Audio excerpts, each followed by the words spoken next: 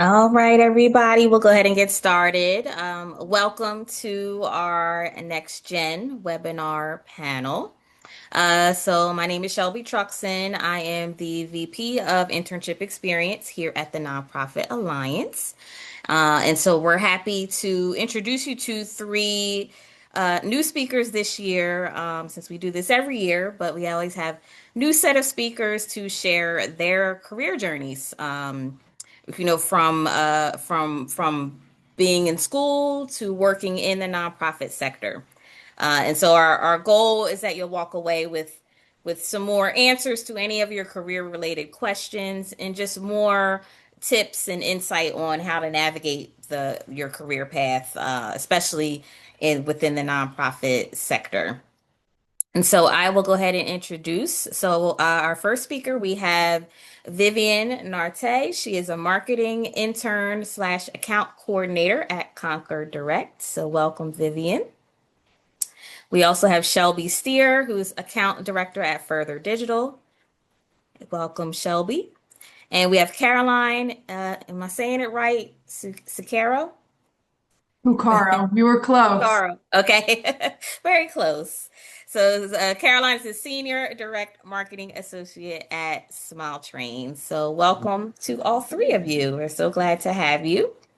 And I will start with our first, one other thing for all anyone who's on the line, and you already have it, so it looks like just to keep your phones muted.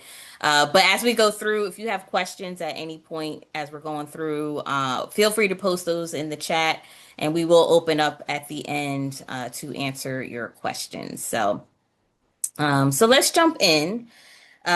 Thinking that since we're taking you from student to young professional, I want to start with the question that's probably on everybody's mind at this point, and that is, where do you look for a job or internship? So Shelby, I'm gonna start with you. Where did you look for your first like job or an internship?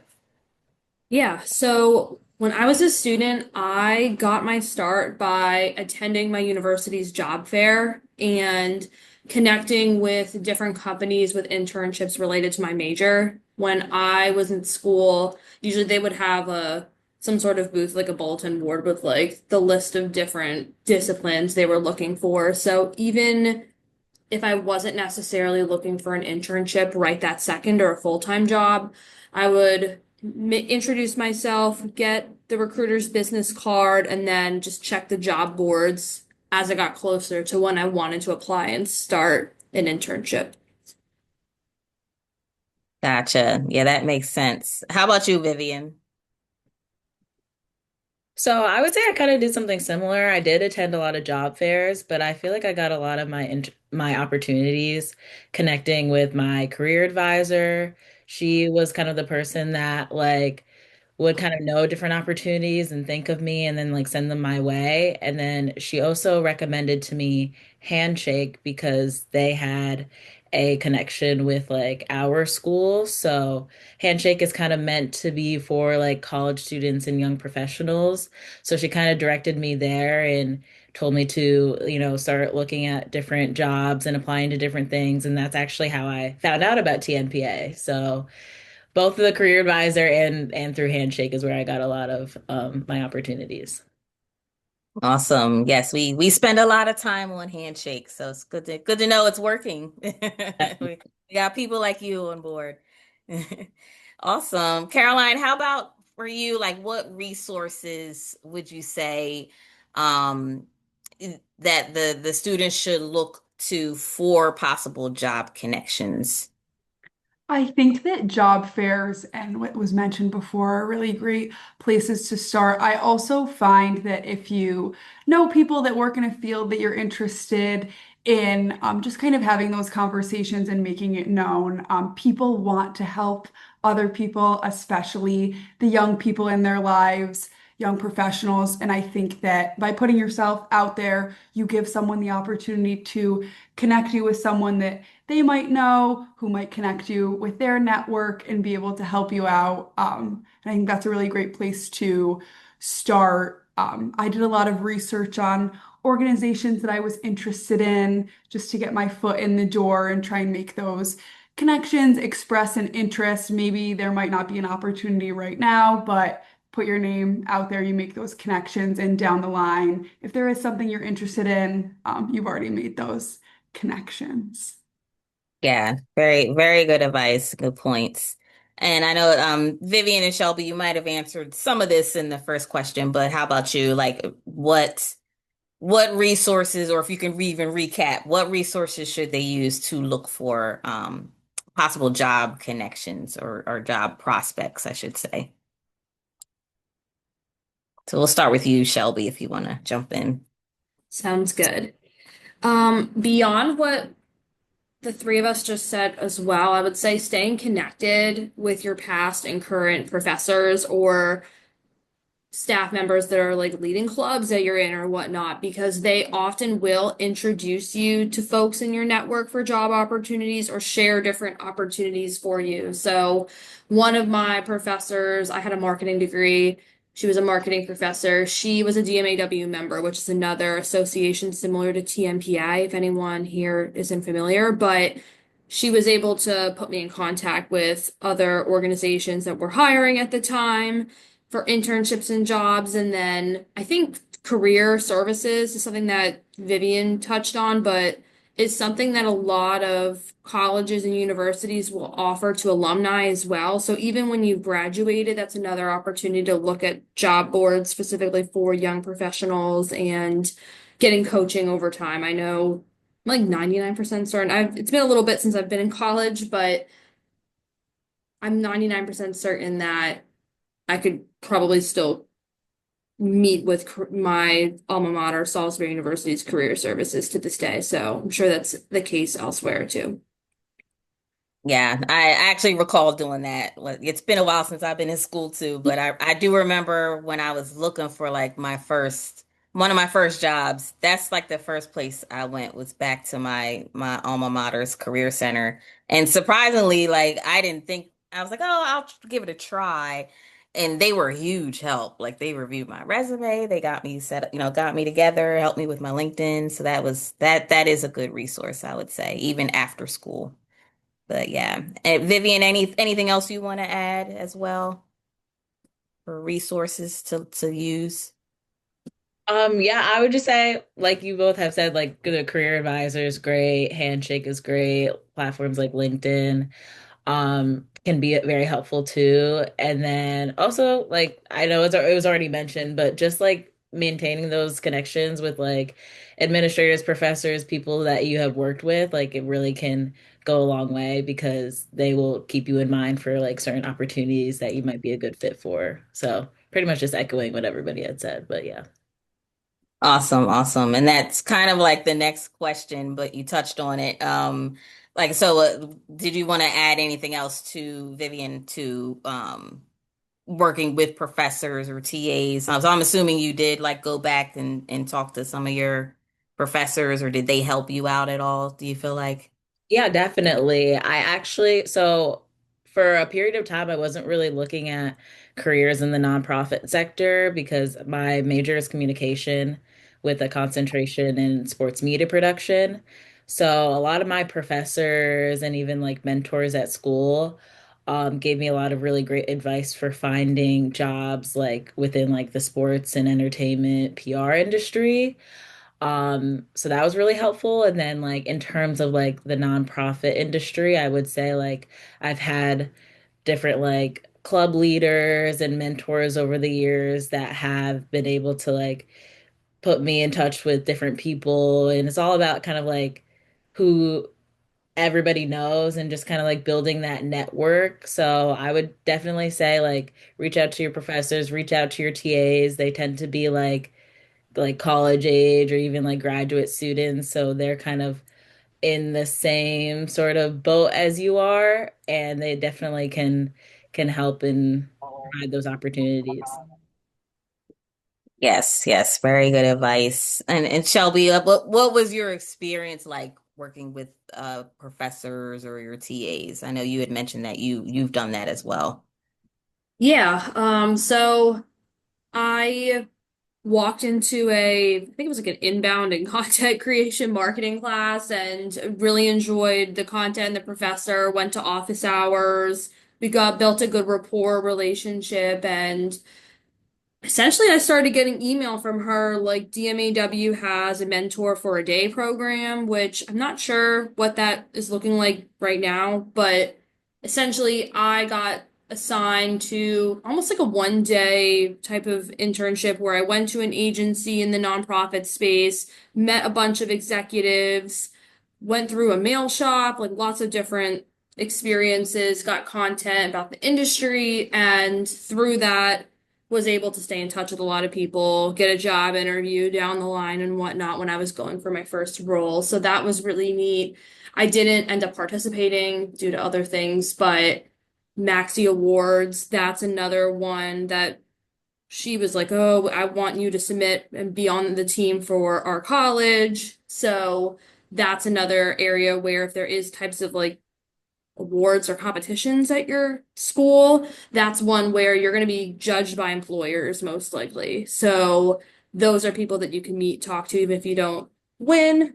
Those are good connections that you can follow up on, build your network, etc. So those examples come to mind, but beyond those two, like having a reference, like when you're applying for a job or putting recommendations on LinkedIn and things like that, there's other smaller opportunities as well to work with those people. So, yeah.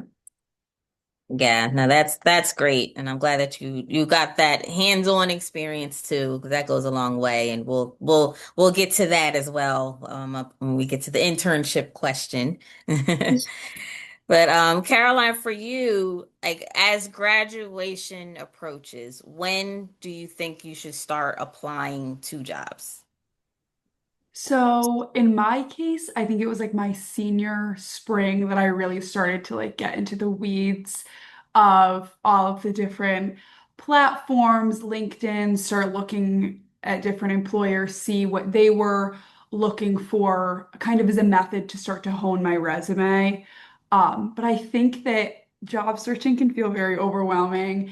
And I wanted to start early enough where I felt prepared and I was giving myself enough time and I didn't feel rushed and like the other shoe was dropping right when I graduated. But also, graduating is a very big deal. It's a huge accomplishment. So I wanted to be able to give myself the space to take that in and enjoy that while balancing the pressure of looking for my next step after graduation. I will say that with LinkedIn and all of those different platforms, this kind of goes back to the earlier question, but I don't think it's ever too early to start networking, start putting your name out there. Maybe you're not looking for something right now because you are still in college, doing an internship, wrapping up something here, there, otherwise. But I think getting to know people, putting your name out there, expressing interest, will serve you down the line. So I think it's never too early to start doing that. Yes, agreed. It'll only help, really. Yes. Vivian, how about you? When did you start actually applying and looking for jobs and everything? Yeah, actually, pretty much like the same time frame. I started looking like my senior year around like early in the spring semester is when I really started looking for different opportunities. And at the time, I was also like speaking with a TNPA mentor, and she was kind of telling me like, don't like stress yourself out too much about like having to apply for nonprofit industry jobs at a certain time because a lot of them are like kind of on a rolling basis. So that kind of helped me to like be able to say like, okay, like I'm gonna apply to X amount of jobs this week and like do that each week and just like see kind of who I hear back from. So I would say I started like early in that spring, but I did like kind of have a schedule where I continued it throughout the spring semester and like up until the couple weeks before graduation. Nice. Yeah. And I'm glad that your mentor was able to help with that as well. Yeah, that's great. Shelby, how about you? Anything to add? Anything different that you did maybe? Um, Nothing really too much different timing wise. I made sure that even if I didn't see a job listed on that X company's description, that I reached out to who I met previously and be like, hey, if anything comes up, let me know. When I graduated and my senior spring semester was spring 2020, so I went from having a really strong job market to a really uncertain job market with the pandemic. And there was a lot of companies like with hiring freezes and whatnot. So even just saying like, hey, if anything changes, let me know. And happy to would love to learn more about any open positions, etc., was helpful too. Because I feel like it really went from like lots of opportunity to zero really fast. So, Yeah, and yeah, that's a good point too. Like coming in at a very unusual time too can change things, like coming in for during the pandemic and as well. So I didn't even think of that, how that would change things too. But awesome, awesome. Well, since we have a small group today, I'm actually going to Jillian, did you want to ask your question? You put a question in the chat. So instead of waiting to the end, if you want to Absolutely. ask.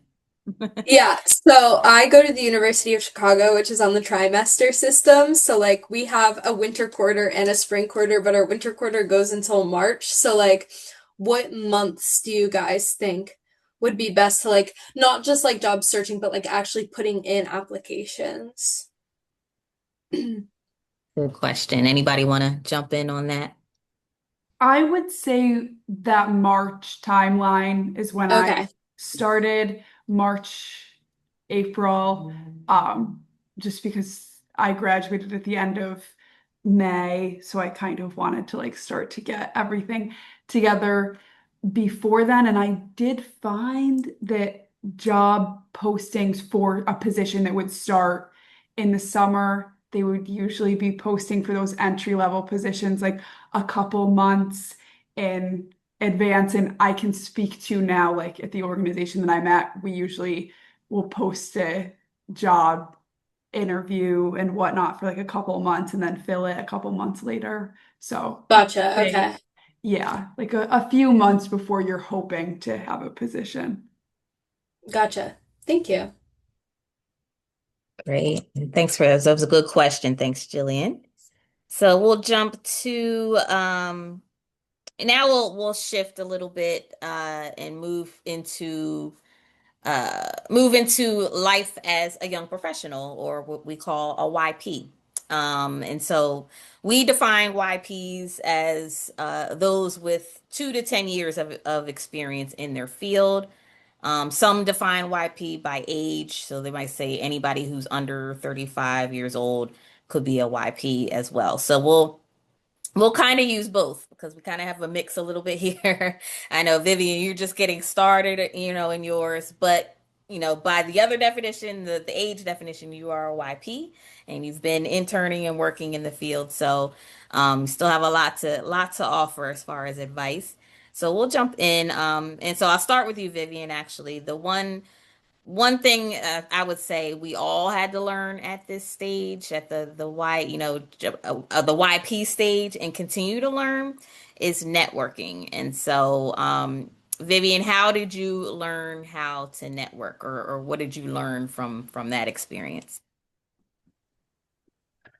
I feel like in terms of networking, a lot of the time, like you kind of get this perception that like networking has to like look a certain way, and it's like, I think immediately I think of like you go to a career fair and you have like your resume in hand, you're going up to different tables and you're trying to like market yourself or whatever. But I feel like I found the most success in networking when I'm able to like show that I'm genuinely interested in a person rather than like trying to like talk to them as if I'm trying to get something from them. Because I feel like you, when you treat networking as something that's like not necessarily transactional, but as in like you really have a genuine interest in getting to know that person and what they do and learn from them, then they are more excited to kind of help you get those opportunities because they know who you are as a person. And then you also kind of know a little bit about them as well. So I would just say, like, lean into those networking conversations by like getting to know who they are as a person. That's awesome advice and so true. People can tell the difference too, so it's good to just be genuine up front, with trying to help, not just get help, but also see how you can be a resource to them. So yeah, Yeah. that's great. Thank you for that. Shelby, how about you? What did you learn about networking?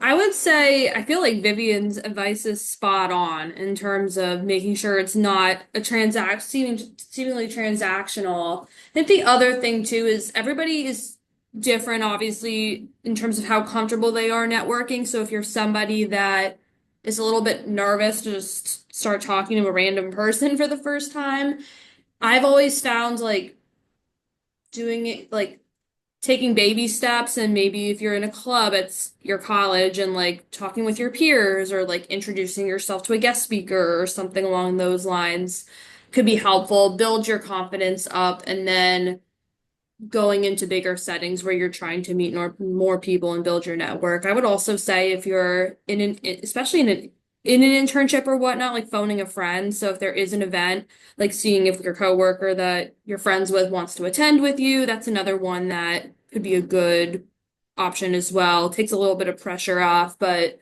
you're still meeting new people and building relationships that way.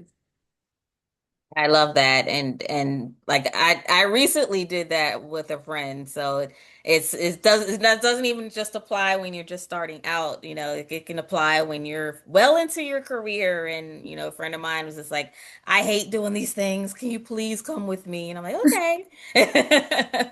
So yes, help a friend too if you can. Or call them to help you. Also, so what's so and speaking of like networking, typically when you are networking, you're probably talking to somebody who has could have way more experience than you, or they've been in their field for a while. So what would you say is the best way to start a conversation with a more tenured professional contactor in the field? So I'll start with you, Caroline.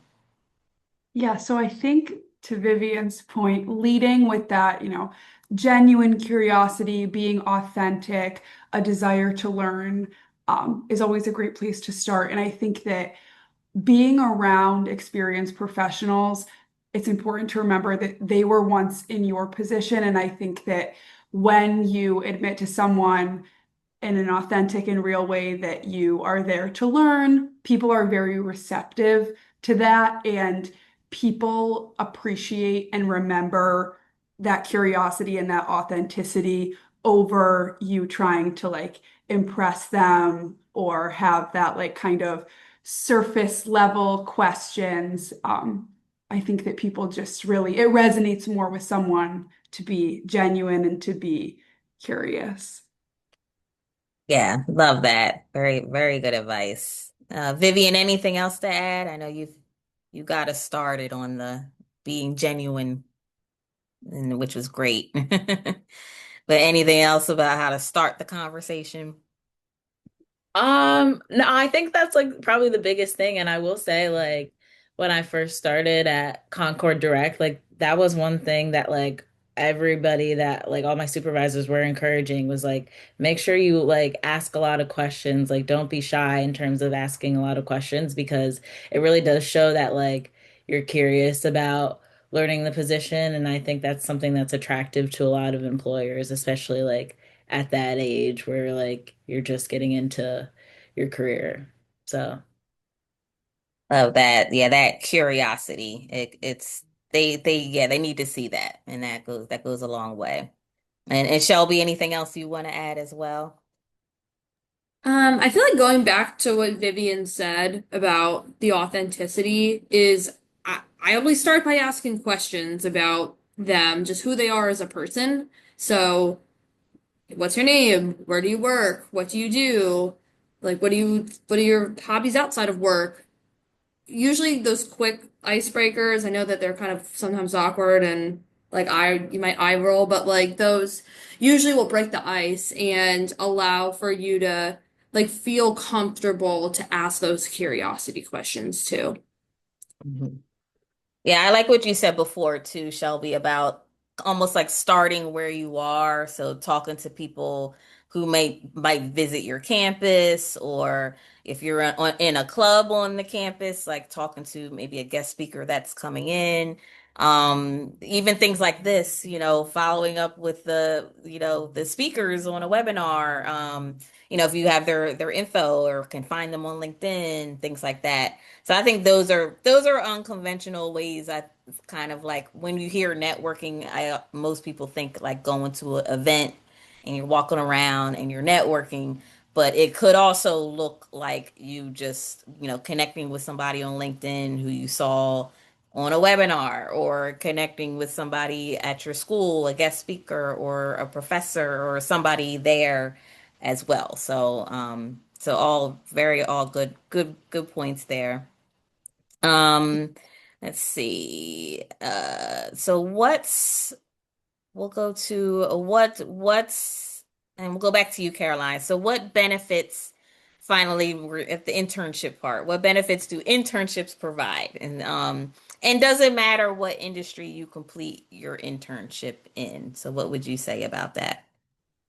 I think that internships are a great way to explore different career paths, learn just what it's like to be a working professional. Something that I have always believed is that it's just as important to know the things that you don't like and that you don't enjoy about something as it is the things that you do like and you do enjoy. And I think that internships give you that opportunity to try something, to learn from it, to test it out, and to decide if you want to pursue that path. I also think that as it pertains to the industry portion of this question, internships teach you a lot of transferable skills. They teach you how to be a working professional. And so I think that it's not necessarily like, oh, all of the internships that I did were in this certain, sector that's a little bit different than what I want to go into. I had internships that were in different sectors before I transitioned into the nonprofit sector, and I carried a lot of those skills and a lot of those experiences into my current role. I also think just in your early career, being in those spaces, building that confidence is invaluable, and doesn't matter what specific industry experience it's in. I love that, and so true. Yeah, those picking up those transferable skills. I think at the time I didn't realize how important that was. And I was more focused on like, it has to be in my major or I'm not gonna get a job. And that wasn't true. Of course you don't want to be too far from it, but those transferable skills, you're gonna need them your whole career. So yeah, thank you for that, Caroline. And Vivian, how about you? What would you say are the benefits of internships, especially as a leading edge alum? And what would you say about if how it relates to the industry that you're interning in? So, yeah. Yeah, I think internships are really great. Like, even in my case, like a little background about me is that I started working at a different nonprofit organization called Truth Initiative, and I was a brand ambassador for them.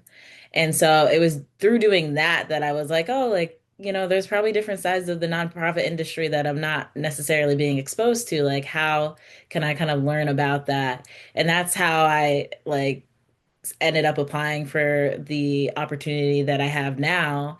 And I've gotten to kind of bounce around from different departments and learn from different industry professionals about what they do in the nonprofit industry. So I think that's something that internships are really great about, that you can enter it not really knowing anything and you're there to learn, and it's really helpful for the employer because a lot of the time like they can also use the help of an intern, so it's like a mutually beneficial relationship.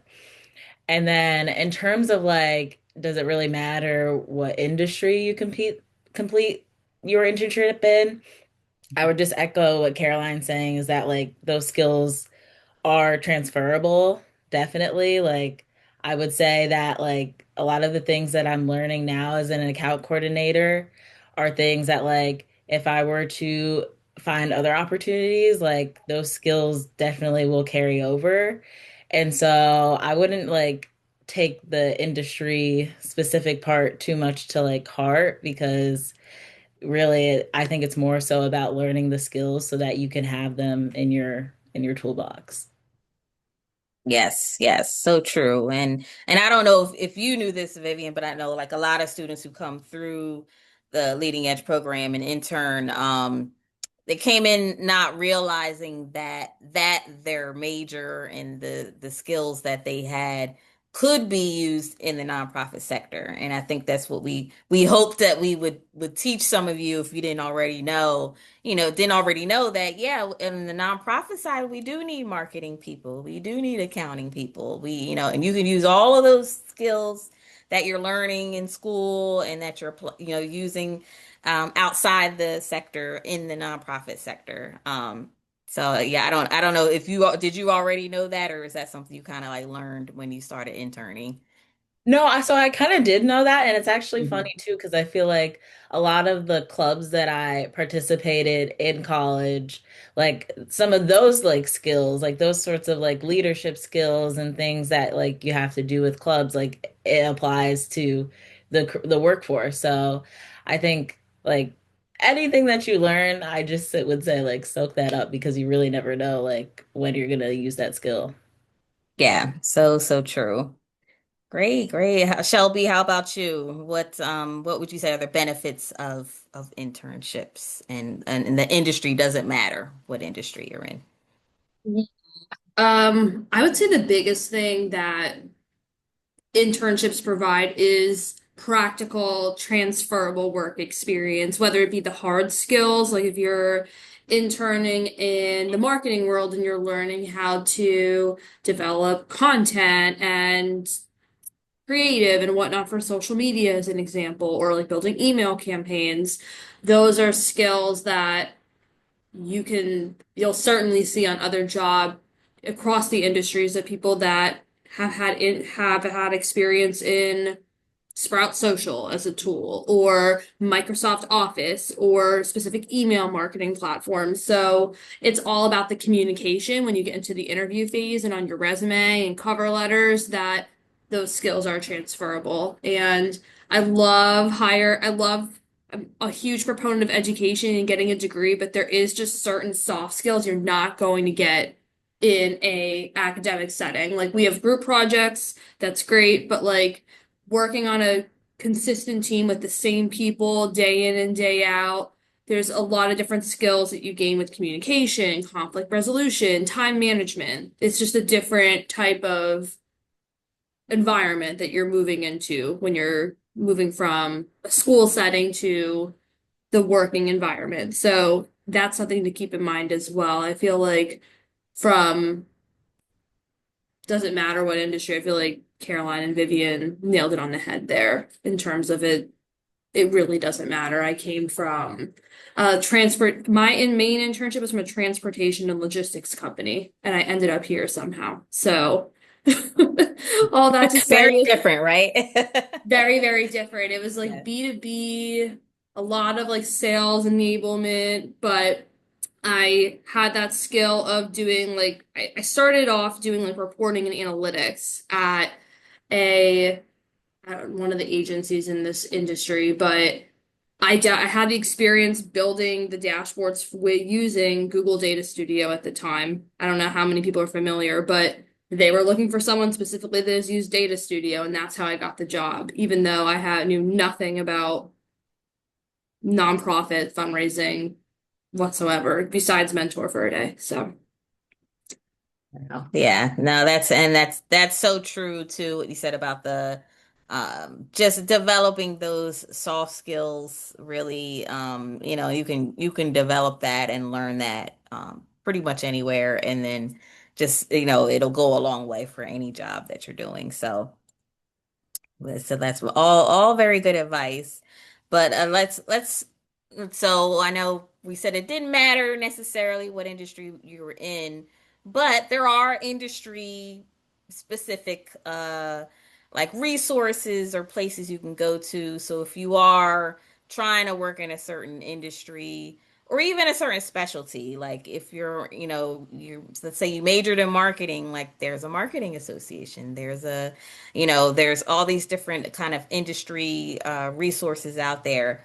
So, Caroline, I'll go back to you. Are there any, as far as looking for jobs and internships, are there any good places to look for those jobs and internships that would be more industry specific? If you really are trying to get into a certain industry, like where would you go to look for that? So my answer for this is a little bit niche and based on personal experience, but I Right. will say that starting with your interests or what you're passionate about will always lead you in the right direction. For me personally, I was interested and passionate about the work that Smile Train, the organization that I currently work at, does.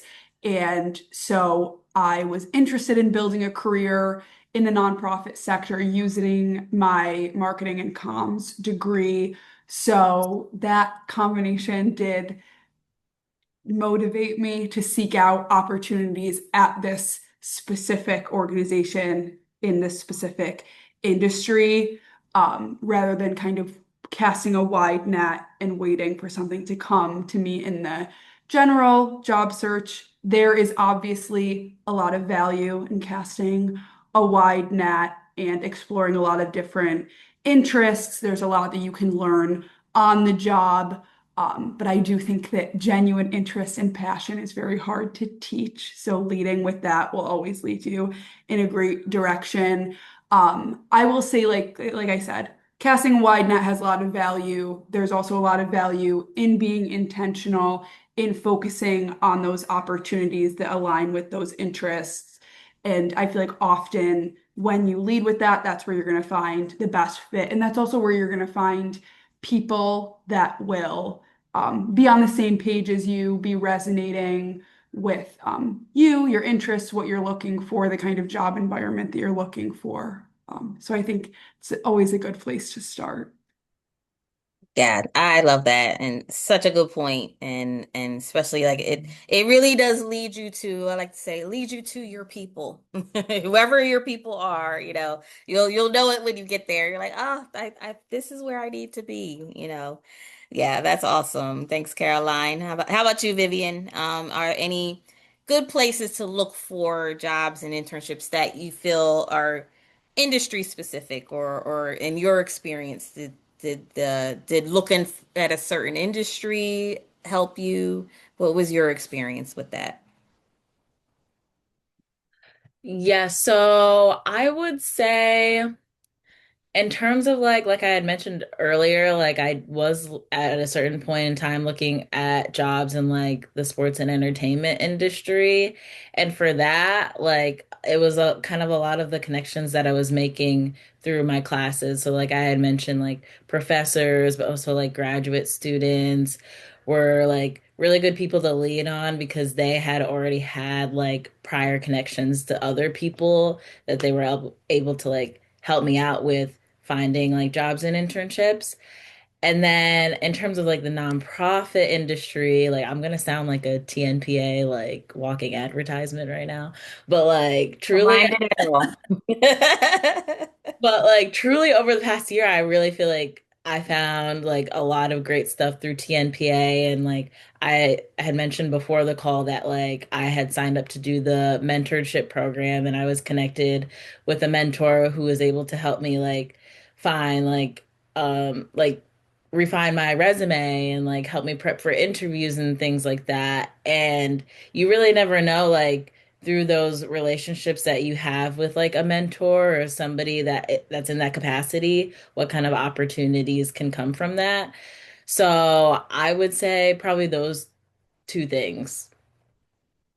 Awesome. Yeah, no, that's great. I'm glad again that that was able, those things were able to help you and be of assistance. So, yes, awesome, awesome. Shelby, how about you? Any industry specific places to go to or look, get help finding jobs and internships through? Yeah, so I would say specific to the non, I would say more broadly to start actually. Zero in on what you're passionate about. If you really feel strongly about an industry that you want to be in, whether it be the nonprofit industry or like sports marketing, or you're an accountant, and you want to be at a big four public accounting firm or something like that. There are industry associations like TNPA that have their own job boards that they host within those specific industries. So even just a quick search of like professional development organizations for sports marketing professionals or insert industry professionals. Usually you should be able to, those should be some options that come up and you can sift through those as well rather than trying to wade your way through the Indeed, LinkedIn, or the Handshake job boards, which I'm sure are much larger and more comprehensive in the industry themselves. I would say the TNPA job board is a big one that has lots, is refreshed regularly. DMAW, DMFA, what's the other one that I'm blanking on right now? ANA, those are N10, those are definitely good resources where people in both the nonprofits themselves and the agencies that are supporting nonprofits are sharing job postings regularly. Shameless plug, my company will be posting a job soon. So definitely check out the TNPA job board if you're interested. Yes, yes, and thank you for submitting that because we want to help get those jobs out there. So, and I don't know if you said it like DMAW, that's direct marketing organization for those who don't know. Correct, yeah, right, Shelby. That's yeah, Correct. Yeah. So like they do, I would say like direct asks like to fundraise or like for advocacy actions. So it is a little bit less inbound, like SEO type of marketing or branding or whatnot. yes, yes, yeah, and we work with them on some things as well. So great organization. Okay, and so that's the next question. So we're almost at the end. If you do have any questions, now's a good time to start putting that in the chat, and then we can open up for to answer those. But we'll move to the next question here. So and shift gears a little bit. So what's one thing that you've done in your professional or educational life that has scared you the most? So you were scared of it, but you did it anyway, kind of thing. So we'll continue with you, Shelby. What's that one thing that stands out to you that was like really scared you, but you went ahead and you did it? So going back to my start in the working world, I came in during the pandemic. I worked from home for 2 years, didn't meet my coworkers, switched jobs during that time. It was definitely fun. And I had next to no experience meeting with clients in person, and I had a in-person quarterly business review with one of my longtime clients at my current job, and I was very scared that I would make a bad impression, I would mess up, um, that I would spill coffee on my outfit, like lots of different stuff. I was very petrified, but overall, I would say once I got into the experience. I was able to dive in, present, etc., answer questions. Like I started to get more comfortable. I realized that it's almost easier to do something like that in person because you can pick up on like the body language and facial expressions better than on Zoom or on Teams. So, I feel like overall getting out of my comfort zone is like was like a big win and something and it'll show up in different ways, but is like a piece of advice as you start your career that if you're afraid, it's probably a good thing. Be comfortable with being uncomfortable. Yeah, very good advice. And it means you care about doing a good job. So, yes, yes. Caroline, how about you? I think to jump off of Shelby's point, something that I think a lot about is, especially in the nonprofit industry and a lot of other industries too, as a young person, you are in rooms with people that have been doing this for 10, 20, 30 years, and it's very easy to feel intimidated or unsure of yourself, especially in a conference setting.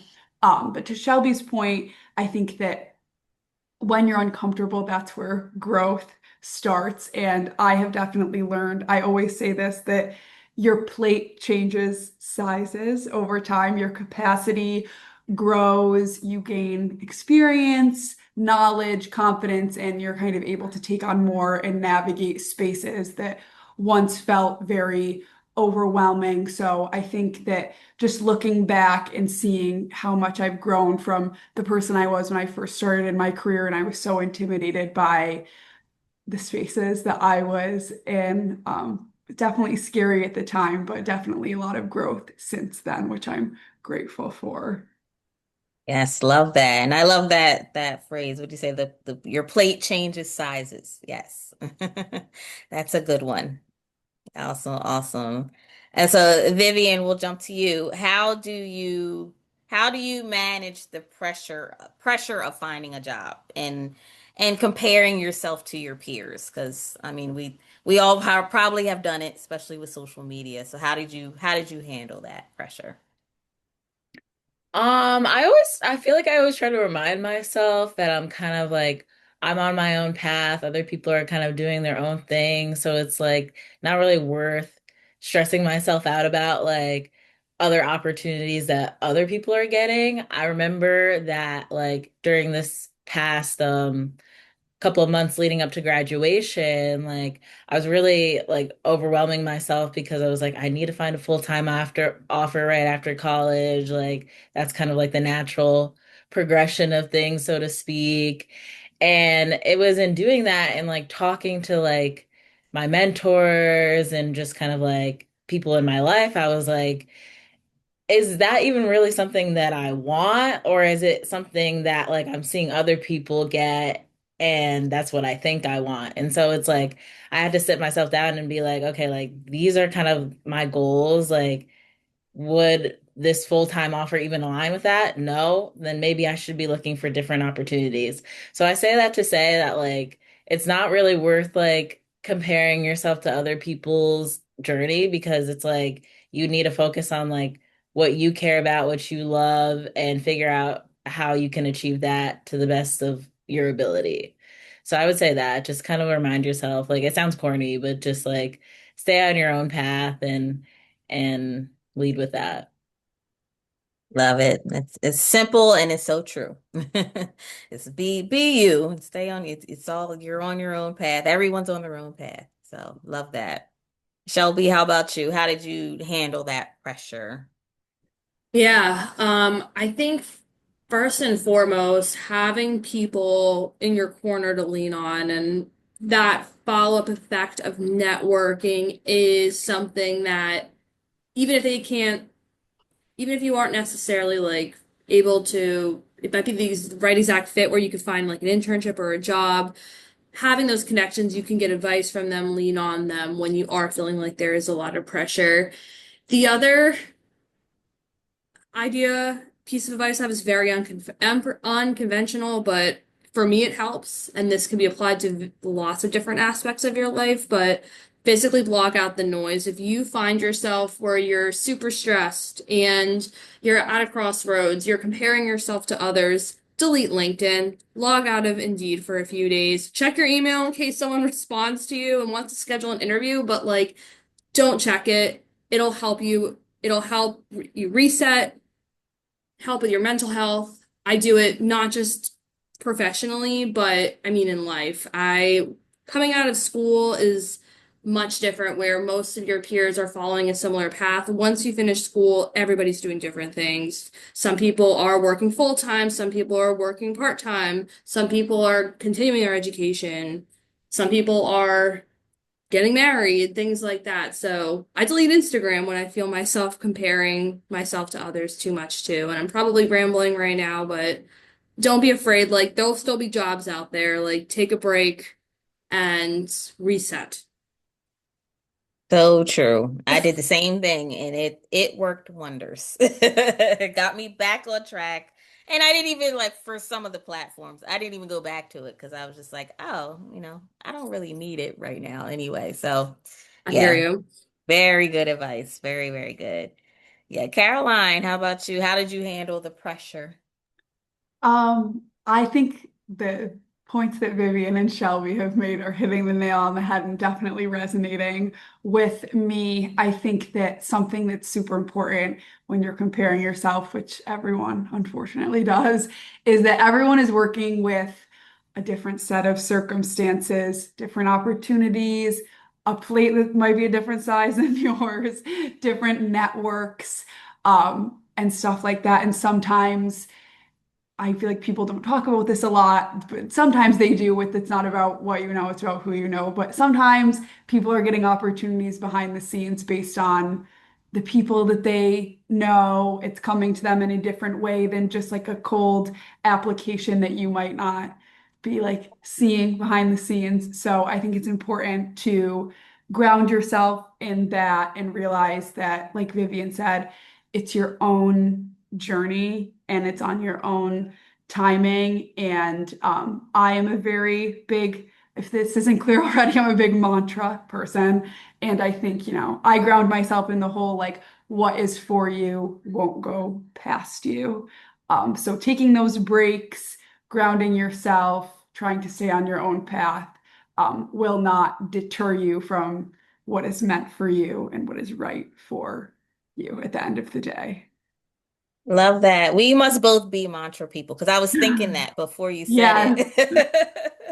Yes, and write it down and put it somewhere where you can see it too if you need to. exactly. That helps. Awesome. Thank you for that. So we'll jump into, I believe this is the last question. Yes, it is. So last question, how and it's kind of a combination of the two questions, if you're looking through your notes. So, how do you stay motivated when there's so much rejection and lack of responses, especially during your job search? And or how do you learn to deal with that rejection? So, Shelby, we'll go to you with that.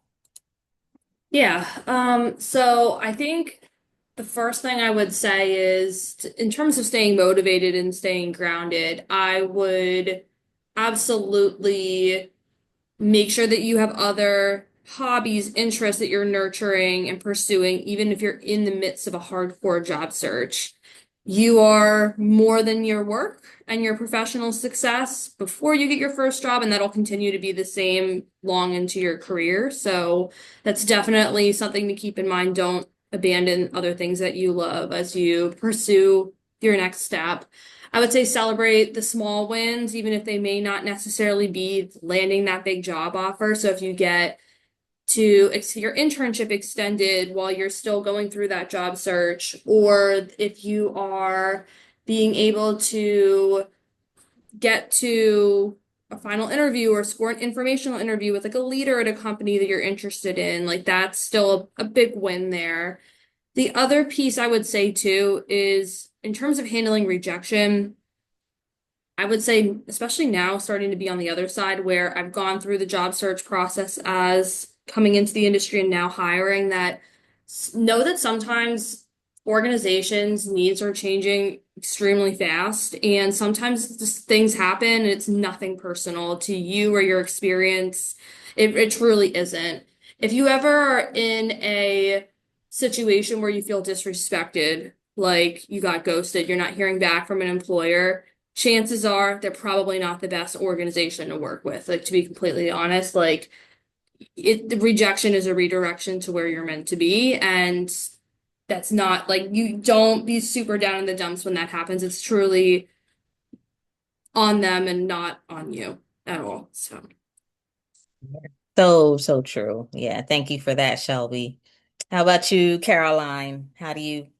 how do you stay motivated with all the rejection that's out there, and how Yes. do you deal with the rejection? I think that Shelby, we could say period, rejection is redirection and leave it at that. I I am a firm believer of that. I will say that I think Shelby did hit on a really important point that sometimes rejection is protection. Sometimes the thing that you wanted very badly, the interview that you thought went really well, and then you get ghosted. That is because something better suited for you is out there. And I think that staying grounded in that, it is not by any means easy to remember that during the process, but I think it's important.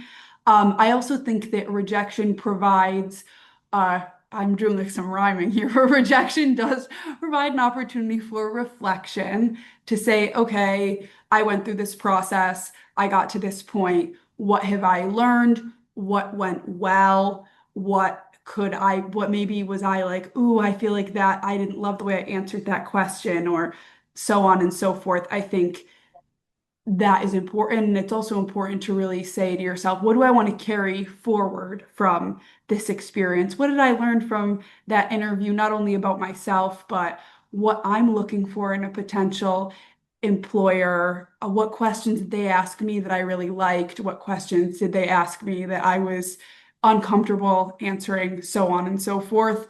I will say some of the most valuable lessons that I've learned have been from those things that didn't work out in the way that I was wanting them to at the time or anticipating them to. And I think that all of that helps you become better and stronger and prepared.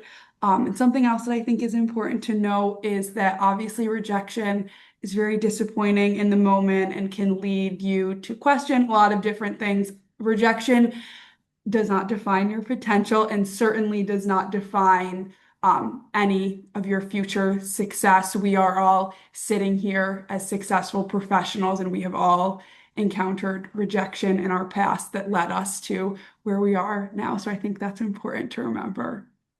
Yes, yes, so true. And I love all the quotes and mantras. Thank you. So Vivian, we'll end it with you. How do you stay motivated and handle all the rejection?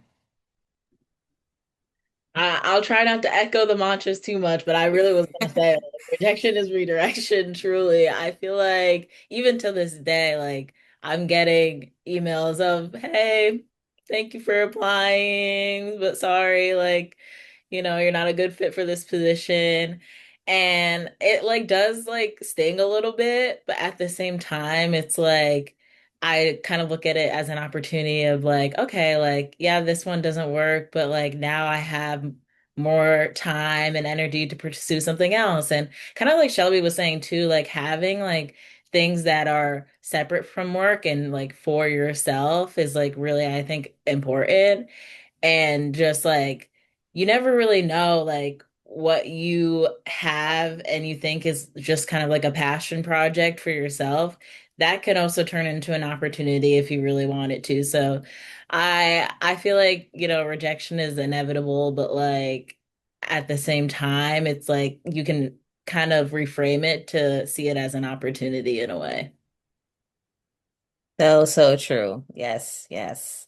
Well, thank you all. I know we're a tad bit over time, but before we go, since we do only have a couple of people here, Jillian, Michael, any last questions you want to get out before we go while they're here? No, I mean, thank you so much. I'm a rising fourth year at the University of Chicago, and so I'm like at that stage right now where I'm working at Allsack/St. Jude, as a business development intern for this summer. But I'm like at that stage where I'm starting to think about like, okay, potential for return offer or like applying for jobs, getting my resume in order, like starting to reach out to past employers. So this was really helpful just because I have a lot swirling around up there right now. But thank you so much for taking the time out of your day to meet with us.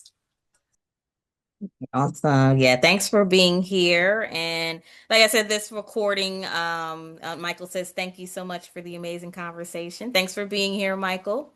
And this will go out not just to, we had a lot more register, maybe like 20 or so, but this will also go out to all our whole email list of students and school contacts. And we've even had some of the schools share it with their classes.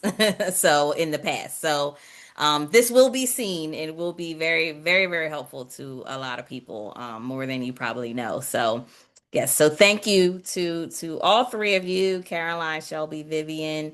I really appreciate you doing this, and we will send out the recording to everybody as well.